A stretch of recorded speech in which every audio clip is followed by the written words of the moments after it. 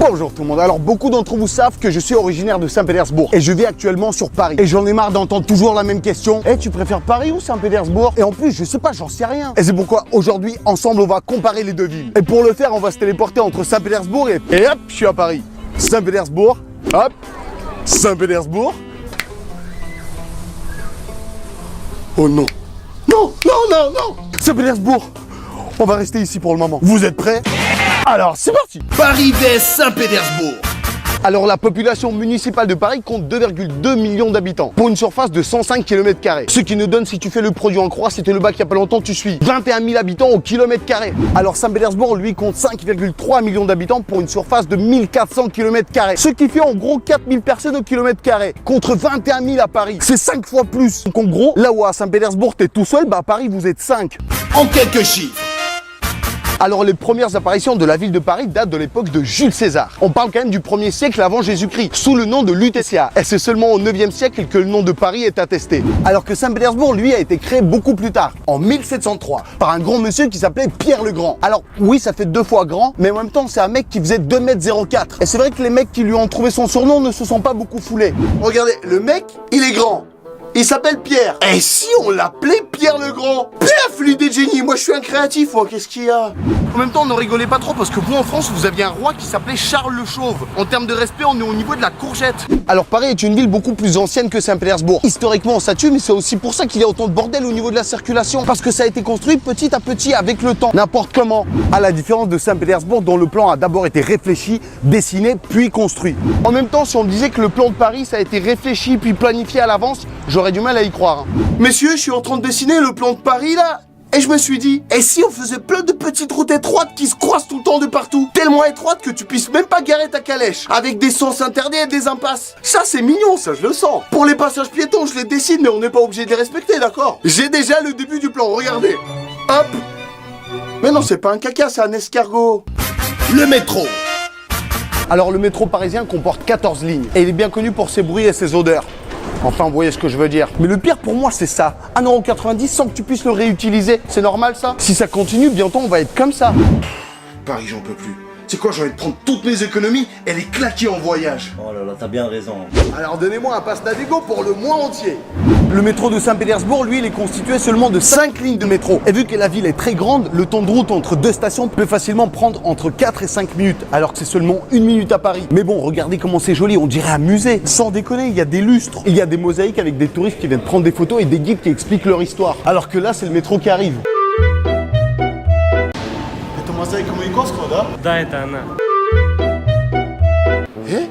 Ça serait pas le même statut que Mannequin Peace en Belgique? Oh non, mais c'est juste un clodo qui se soulage, ça. Ce que je kiffe aussi, c'est la façon dont ils annoncent les stations en russe et en anglais.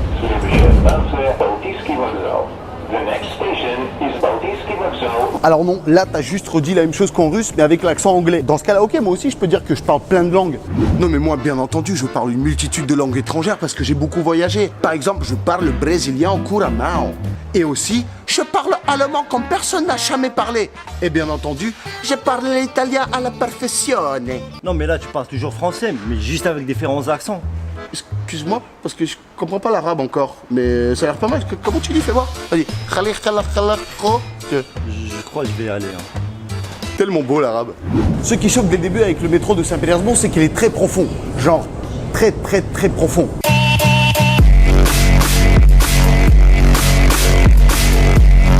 Oui, genre très profond. À Paris, le métro, il est pas très profond. Tu peux te permettre de faire ça.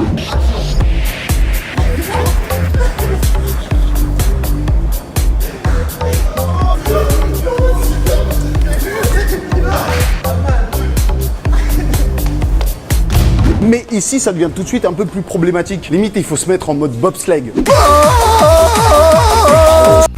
Vie nocturne.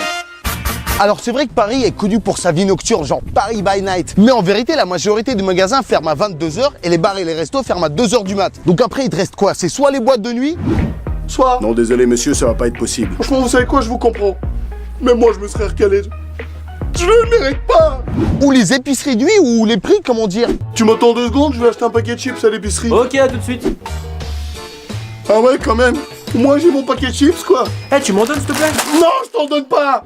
À Saint-Pétersbourg, la majorité des magasins sont ouverts 24 heures sur 24. Et ils gardent bien entendu les mêmes prix le jour et la nuit. Franchement, comment c'est pratique. Qui n'a jamais rêvé de faire ses courses à 4 heures du mat? Café.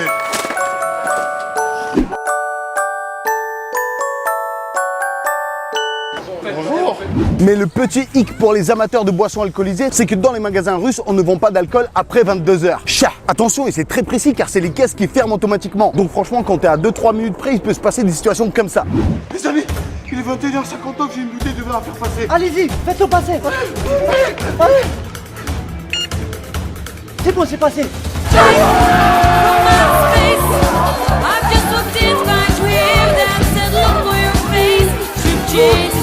Monsieur, ça fait vraiment 90 s'il vous plaît. Par contre, je vais payer en bon de réduction. Et pour rentrer chez soi la nuit à Paris, vu que le métro ferme entre 1h et 1h30, il reste deux solutions. C'est soit le bus de nuit, soit le Uber. Et je vous dis un truc, les chauffeurs Uber, ils doivent bien voir la différence entre le comportement des clients le jour et la nuit. Mais laisse-moi passer là. Oh, je vous rappelle que vous êtes avec un client, vous n'êtes pas chez vous là. Puis éteignez-moi cette musique de sauvage, j'ai mal à la tête. Oui, pardon. Hop là. Pardon. Oh, on s'est vu tout à l'heure, toi et moi. Allez, en avant toutes. Attends, je mets du son avec mon pied. Adaba la kilamida. Oh, il nous a pas laissé passer, faut qu'on rattrape, on va le doubler, on va le frapper. Vas-y, Mimoun. Ah, je veux bien. Ici à Saint-Pétersbourg, les Uber et autres services VTC fonctionnent très bien. Mais il y a quand même un petit problème, sinon ce serait trop simple. C'est que Saint-Pétersbourg comporte plusieurs canaux, ce qui sépare la ville en plusieurs petits îlots. On l'appelle même parfois la Venise du Nord. Et s'il y a beaucoup de canaux, forcément, il y a beaucoup de ponts aussi. Et ces ponts restent fermés pendant la journée, mais dans la nuit, ils s'ouvrent pour laisser passer les gros bateaux, ce qui bloque considérablement la circulation en voiture. Donc en gros, à partir de 1h30 du mat, il est impossible de passer de ce côté-là de la ville à celui-ci. Ou alors il faut faire un méga détour de 45 minutes, 1 heure, que même les taxis refusent de faire. Et moi, il m'est déjà arrivé de prendre un taxi comme ça. Oh merde, le pont. Franchement, on va mettre 2 heures pour contourner là. Moi, après, je dois mettre 2 heures pour revenir. Tu sais, j'ai une idée. Tiens, je te donne 20 balles, tu vas manger un grec, tu vas voir des gonzesses, tu vas boire un verre, fais tout ce que tu veux. Non, mais moi, je dois rentrer, il y a ma mère qui m'attend à la maison. Non mais c'est pas grave, va t'amuser. Je viendrai te chercher à 5h du matin quand les ponts ils seront fermés. Alors oui, c'est un peu chiant, mais l'ouverture des ponts est un spectacle magnifique que des gens de toute la Russie et du monde entier viennent voir ici. Ах, как хочется ворваться в городок. Style vestimentaire. Alors Paris est connu pour être une des capitales de la mode. Et c'est vrai qu'ici on retrouve des magasins de luxe un peu partout, des Louis Vuitton, des Gucci, des Chanel. Et ce qui ouf, c'est que ces magasins sont assez connus pour être fréquentés par des touristes asiatiques. Et sans vouloir manquer de respect aux touristes asiatiques, mais j'en ai rarement vu qui a été sapé à la mode. Alors ma question est la suivante, qu'est-ce qu'ils font alors de tous ces sacs Louis Vuitton et de toutes ces vestes Gucci? Ouais, je reviens de Paris là, je t'ai ramené quelques petits trucs. Tu vois ça là? Il faut que tu m'en fasses 100 000 identiques à celui-ci pour dans une semaine. C'est de la contrefaçon? Non, non, c'est pour revendre sur Paris. Ah ouais, c'est pour vendre sur les Champs-Élysées. Oui, voilà, par exemple, Champs-Élysées ou...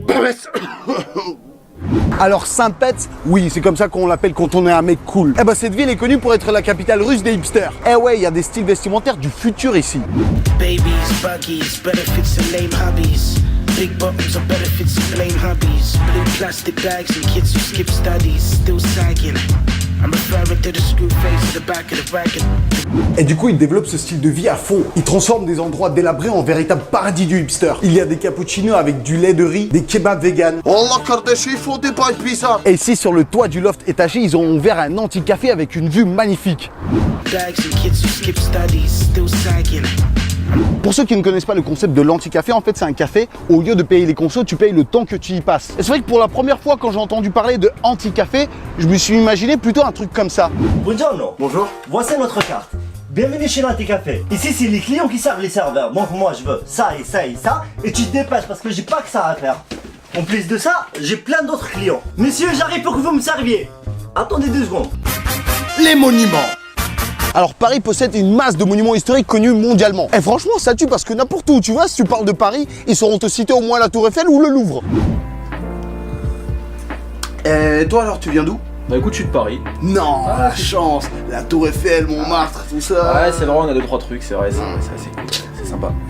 Toi, t'es d'où du coup comme pays? Moi je suis de l'Ouzbékistan. Ah ouais, d'accord, ok. Ah, mais c'est là-bas où il y a la piscine. Ah, je savais bien que tu connaissais, Julien, il est fou quoi, il connaît pas la piscine d'Ouzbékistan. Tout le monde connaît la piscine. Bah ouais, Attends, non, le truc, elle est l'eau. magnifique. Pef, double toboggan mon pote. 3 plongeons, attends, laisse tomber Ah, le truc. Alors Saint-Pétersbourg est connu pour être la capitale culturelle de la Russie. Et c'est vrai que partout dans cette ville, le mot d'ordre c'est la culture. Culture, culture, culture, culture, culture. Yagda. Même les toilettes, c'est une œuvre d'art. Et c'est vrai qu'il y a des bâtiments ou des monuments historiques ou artistiques un peu partout dans la ville. C'est limite si chaque objet de la ville ne fait pas partie du patrimoine de l'UNESCO. О, тихо, это автобег. Ouais, извини. Чувак, тихо, это памятник Пушкина, ты что? Ah, извини, je знал.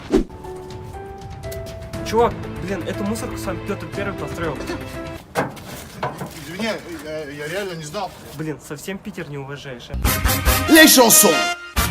Paris est une des plus belles villes au monde. Alors bien entendu, beaucoup de chansons lui ont été consacrées. Et ce qui est marrant, c'est que j'ai remarqué qu'il y a surtout deux types de chansons. C'est soit des mecs romantiques qui chantent des chansons pour dire à quel point Paris est beau. Paris, je t'aime.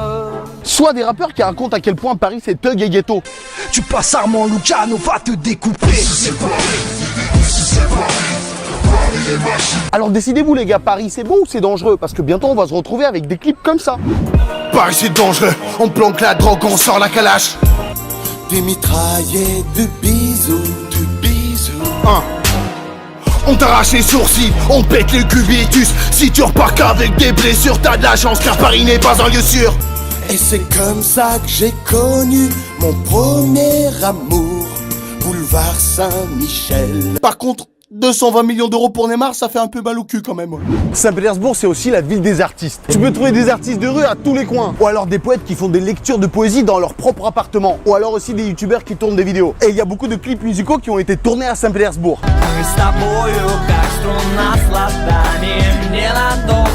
Et un des groupes musicaux les plus connus ici à Saint-Pétersbourg, c'est le groupe Leningrad, que je vous ai fait découvrir avec le clip sur les loups-boutins.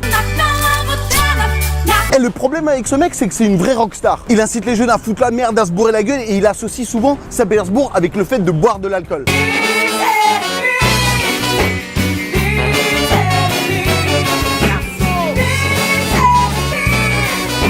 Et le chanteur de ce groupe qui s'appelle Schnur aime tellement sa ville que depuis quelques semaines, il sort la nuit pour nettoyer sa ville. Par exemple, il ramasse les poubelles et les jette. Ou alors il nettoie carrément les rues à coups de jet d'eau. C'est ouf d'aimer sa ville à ce point-là. Mais en même temps, avec ses chansons, il faut pas qu'il s'étonne. Bois de l'alcool, fous la mer, vomis dans les rues, elle saute dans les poubelles. Pogo. Regardez-moi l'état de la ville. Ah bah ces jeunes ils ne respectent rien. Hein, vous m'entendez? Vous ne respectez rien. Alors honnêtement, c'est hyper dur de choisir laquelle des deux villes est mieux. Maintenant, je suis tellement attaché aux deux. Alors vous, dans les commentaires, dites-moi quelle est votre ville préférée et surtout pourquoi. Un gros big up à tous mes Parisiens, à tous mes Saint-Pétersbourgeois. Likez cette vidéo si vous avez kiffé le concept de comparer deux villes. Proposez-moi d'autres villes à comparer. N'oubliez pas que je suis là pendant 1 heure après la sortie de la vidéo pour répondre à vos commentaires. Voici les commentaires qui m'ont fait rire dans la dernière vidéo. Allez, gros bisous à tout le monde. On se voit à la prochaine vidéo qui arrive très. Culture, culture, culture, culture, culture. Très bientôt. Paris c'est dangereux, on planque la drogue, on sort la calache. Des mitraillettes de bisous, On t'arrache les sourcils, on pète le cubitus. Si tu repars qu'avec des blessures, t'as de la chance car Paris n'est pas un lieu sûr.